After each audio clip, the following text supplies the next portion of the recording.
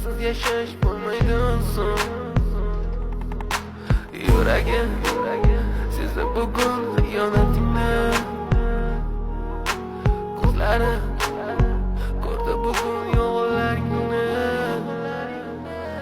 Inson nimaga sevar va nimalarga erishar, vaholanki va'dalar berayotgan lablar aldar, muhabbatga ishontirishga undar.